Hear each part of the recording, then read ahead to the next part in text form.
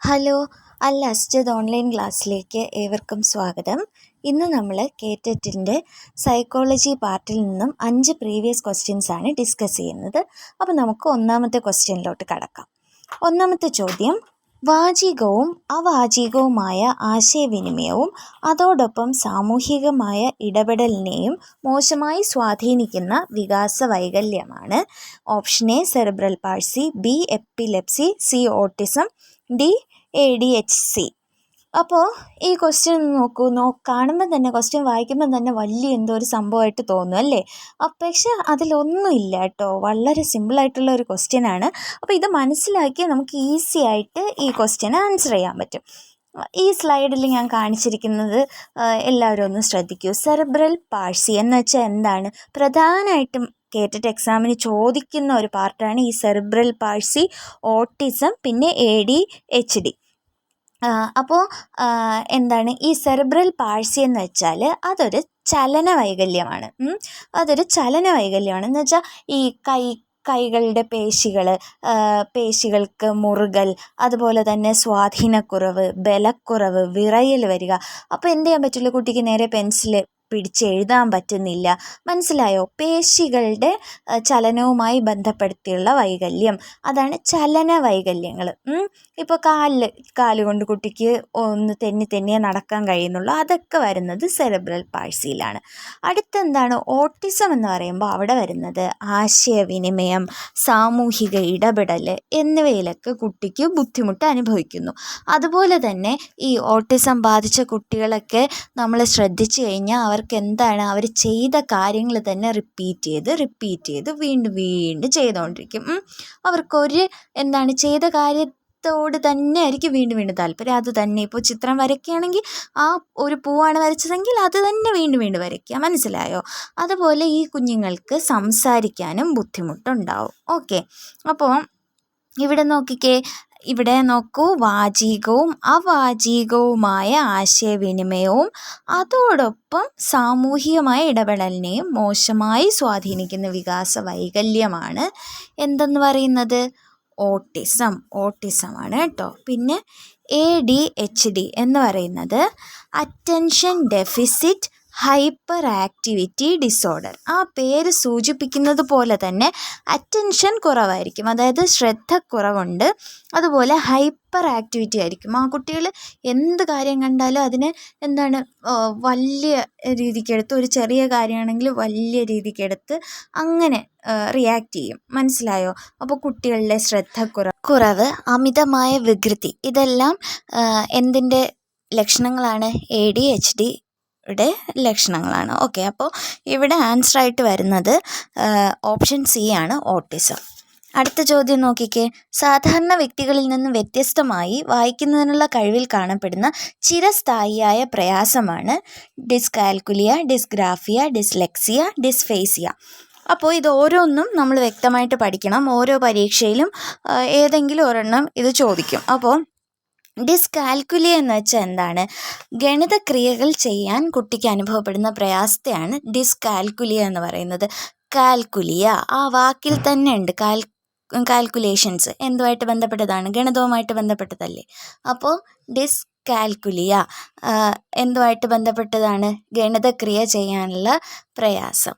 അടുത്ത് ഡിസ്ഗ്രാഫിയ എന്ന് വെച്ചാൽ എഴുത്ത്, ഗ്രാഫിക്സ് എന്ന് വെച്ചാൽ എഴുതുക, അതുമായിട്ട് ബന്ധപ്പെടുത്തി, ലേഖനവുമായി ബന്ധപ്പെടുത്തി കുട്ടിക്കുള്ള പ്രയാസവുമാണ്, എഴുത്തുമായിട്ട് ബന്ധപ്പെടുത്തി കുട്ടിക്കുള്ള പ്രയാസത്തെയാണ് ഡിസ്ഗ്രാഫി എന്ന് പറയുന്നത്.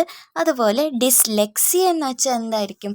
വായിക്കാനുള്ള കുട്ടിയുടെ ബുദ്ധിമുട്ട്, വായനയിൽ കുട്ടി നേരിടുന്ന പ്രയാസത്തെയാണ് ഡിസ്ലെക്സിയ എന്ന് പറയുന്നത്. അപ്പോൾ ഇവിടുത്തെ ആൻസർ എന്താ? സാധാരണ വ്യക്തികളിൽ നിന്നും വ്യത്യസ്തമായി വായിക്കുന്നതിനുള്ള കഴിവിൽ കാണപ്പെടുന്ന ചിരസ്ഥായിയായ പ്രയാസമാണ് എന്ത്? Option C, dyslexia. Okay, next question. പ്രശ്നപരിഹരണത്തിലെ ഘട്ടങ്ങളെ ക്രമമായി രേഖപ്പെടുത്തുക. ഇവിടെ നൽകിയിരിക്കുന്ന ഘട്ടങ്ങൾ: പരികൽപ്പനയുടെ രൂപീകരണം, പ്രശ്നം തിരിച്ചറിയൽ, വിവരശേഖരണം, നിഗമനത്തിൽ എത്തിച്ചേരൽ. അപ്പോൾ പ്രശ്നപരിഹരണ ഘട്ടങ്ങളെന്ന് പറഞ്ഞിട്ട് നമുക്ക് ഒരു 7 ഘട്ടങ്ങൾ വരെ ക്രമമായിട്ട് പഠിക്കേണ്ടതുണ്ട്. അത് നമുക്ക് അടുത്ത വീഡിയോയിൽ ചെയ്യാം.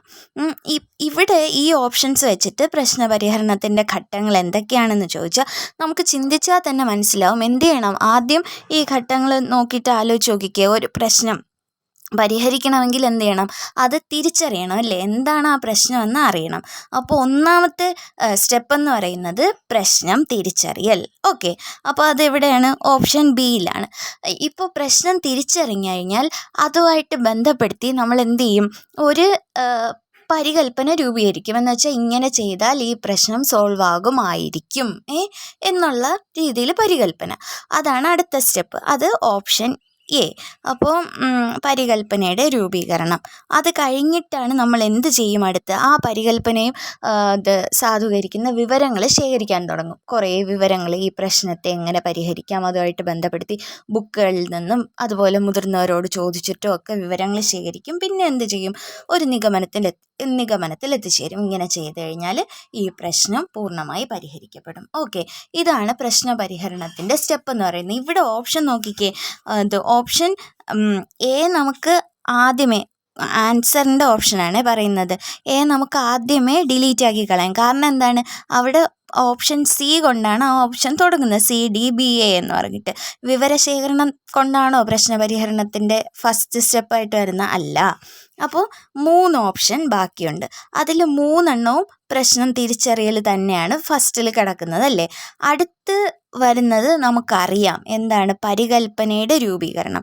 അപ്പോൾ അടുത്ത് BA എന്നുള്ള ക്രമത്തിൽ വരും. BA എന്നുള്ള ക്രമത്തിൽ വരുന്നത് ഓപ്ഷൻ D മാത്രമേ ഉള്ളൂ. അപ്പോൾ നമുക്ക് ഒരു സംശയമില്ലാതെ എഴുതാം. ഓപ്ഷൻ D ആണ് ഇതിൻ്റെ correct answer. Okay, next question. ഭാഷ ആർജിച്ചെടുക്കുവാനുള്ള സ്വതസിദ്ധമായ പ്രവണത തലച്ചോറിലുണ്ട് എന്ന് പറഞ്ഞതാര്? Option A Noam Chomsky, Vygotsky, പിയാഷെ, ബ്രൂണർ. ഇതിൻ്റെ ഉത്തരം നോം ചോംസ്കി ആണ്. കാരണം നോം ചോംസ്കി എന്ന് പറയുന്ന ശാസ്ത്രജ്ഞനാണ് ഭാഷ ആർജനം അല്ലെങ്കിൽ ലാംഗ്വേജ് അക്വിസിഷൻ എന്ന് പറയും. അതിനെക്കുറിച്ച് കൂടുതലായി ഗവേഷണം നടത്തി അതിനെക്കുറിച്ചുള്ള തിയറികളൊക്കെ പറഞ്ഞ ശാസ്ത്രജ്ഞനാണ് ആര്? Noam Chomsky. അദ്ദേഹം തന്നെയാണ് സാർവത്രിക വ്യാകരണ സിദ്ധാന്തം, യൂണിവേഴ്സൽ ഗ്രാമർ തിയറിയുടെ വക്താവ് ആരെന്ന് ചോദിച്ചാലും ആര് തന്നെയാണ്? നോം ചോംസ്കിയാണ് ആൻസർ. ഓക്കെ, അപ്പോൾ ഇദ്ദേഹം പറഞ്ഞിട്ടുണ്ട് ഏത് കുട്ടിയായാലും ജനിക്കുമ്പോൾ തന്നെ അതിൻ്റെ തലച്ചോറിൽ ലാംഗ്വേജ് അക്വിസിഷൻ ഡിവൈസ്, ഭാഷ ആർജിക്കാനുള്ള ഒരു ഡിവൈസ് എല്ലാ കുട്ടികളുടെ തലച്ചോറിലും ജന്മസിദ്ധമായിട്ട് തന്നെ ഉണ്ട് എന്ന് പറഞ്ഞ ശാസ്ത്രജ്ഞനാണ് നോം ചോംസ്കി. അത് തന്നെയാണ് ഇവിടെ ക്വസ്റ്റ്യനിൽ ചോദിച്ചിരിക്കുന്നത്. ഭാഷ ആർജിച്ചെടുക്കാനുള്ള സ്വതസിദ്ധമായ പ്രവണത തലച്ചോറിലുണ്ട് എന്ന് പറഞ്ഞത് ആരാണ്? നോം ചോംസ്കി എന്ന ശാസ്ത്രജ്ഞനാണ്. അതുപോലെ നമുക്ക് ഈ വൈഗോട്സ്കി, പിയാഷെ, ബ്രൂണർ ഇവരും കേറ്ററ്റ് എക്സാമിന് ചോദിക്കുന്നതാണ്. അപ്പോൾ ഇവരെക്കുറിച്ചും പഠിക്കണം. അത് നമുക്ക് വരും ക്ലാസ്സിൽ പഠിക്കാം. അടുത്ത് നെക്സ്റ്റ് ക്വസ്റ്റ്യൻ നോക്കൂ. സമയാനുഗമമായി പാരമ്പര്യവശാൽ ലഭിച്ച സാധ്യതകളുടെ പ്രകടിപ്പിക്കലാണ് അഭിപ്രേരണ, പരിപക്വനം, ആശയരൂപീകരണം, പഠനം. അപ്പോൾ ഇവിടെ നമുക്ക് ഓരോ ഓപ്ഷൻസും പരിശോധിക്കാം.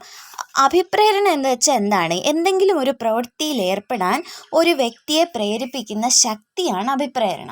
ഇപ്പോൾ ഞാൻ പഠിക്കുന്നു. എന്തിനു വേണ്ടി പഠിക്കുന്നു? എനിക്കൊരു ലക്ഷ്യമുണ്ട്, അതിലെത്താൻ വേണ്ടിയിട്ട് പഠിക്കുന്നു. ഓക്കെ, അതാണ് അഭിപ്രേരണ. എൻ്റെ ഉള്ളിൽ നിന്നുള്ള പ്രേരണ. ആന്തരികമായ അഭിപ്രേരണയുണ്ട്, ബാഹ്യമായ അഭിപ്രേരണയുണ്ട്. ഞാൻ തന്നെ എൻ്റെ ഉള്ളിലൊരു എയിം സെറ്റ് ചെയ്ത് ഞാൻ അതിന് വേണ്ടിയിട്ട് പഠിക്കുമ്പോൾ അതിനെ ആന്തരിക അഭിപ്രേരണ എന്ന് പറയുന്നു. ആരെങ്കിലും നിർബന്ധിച്ചിട്ട് അല്ലെങ്കിൽ അവരെനിക്ക് ഒരു ഗിഫ്റ്റ് തരാമെന്ന് പറഞ്ഞു അതിന് വേണ്ടിയിട്ട് ഞാൻ പഠിച്ചാൽ അത് ബാഹ്യാഭിപ്രേരണ. ഓക്കെ, അടുത്ത പരിപക്വനം എന്ന് വെച്ചാൽ എന്താണ്? സമയാനുഗമമായി പാരമ്പര്യവശാൽ ലഭിച്ച സാധ്യതകളുടെ പ്രകടിപ്പിക്കലാണ് പരിപക്വനം എന്ന് പറയുക. എന്ന് വെച്ചാൽ ഇപ്പോൾ ഒരു കുട്ടി ഒരു വ്യക്തിയെ അറിയില്ല എന്ന് പറയുന്നത് എപ്പോഴാണ്? കുറേ ആൾക്കാരെ അറിയുമ്പോഴാണ് അല്ലേ?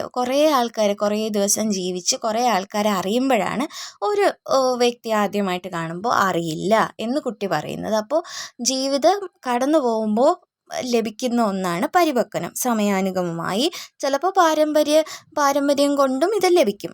പാരമ്പര്യവശാൽ ലഭിക്കുന്ന സാധ്യതകളുടെ പ്രകടിപ്പിക്കലാണ് പരിപക്വനം. അടുത്ത ആശയ രൂപീകരണം എന്ന് പറയുമ്പോൾ സ്വാംശീകരിച്ച അറിവിനെ ആശയമായി രൂപീകരിക്കുന്ന പ്രക്രിയയാണ് ആശയ രൂപീകരണം എന്ന് പറയുന്നത്. ഓക്കെ. അടുത്ത പഠനം എന്ന് പറയുന്നത് ഒരു പ്രതിഭാസത്തിൻ്റെ അർത്ഥം കണ്ടെത്താനുള്ള അന്വേഷണം. ഇത് പറഞ്ഞത് പിയാഷെയാണ്. ഈ ഒരു ഡെഫിനിഷൻ, പഠനത്തിന് പല ഡെഫിനിഷനുണ്ട്, എന്നാലും ഒരു ഡെഫിനിഷൻ ഇവിടെ കൊടുത്തു എന്നേ ഉള്ളൂ. അപ്പോൾ ഇവിടുത്തെ ആൻസർ എന്താണ്? സമയാനുഗമമായി പാരമ്പര്യവശാൽ ലഭിച്ച സാധ്യതകളുടെ പ്രകടിപ്പിക്കലാണ് എന്ത്? പരിപക്വനം. ഓക്കെ. അപ്പോൾ ഇന്ന് നമ്മൾ ഡിസ്കസ് ചെയ്തത് ഈ ഒരു 5 ക്വസ്റ്റ്യൻസ് ആണ്. എല്ലാവരും ഇത് നല്ലോണം പഠിക്കുക. ഇപ്രാവശ്യം തന്നെ എല്ലാവർക്കും കേട്ടിട്ട് കിട്ടണം. അങ്ങനത്തെ രീതിയിൽ എല്ലാവരും പഠിക്കുക. ഓക്കെ. Thank you.